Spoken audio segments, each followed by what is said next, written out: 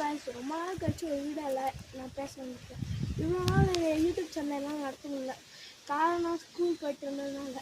அப்போ leave times வீடியோலாம் போட்டுட்ருந்தேன்.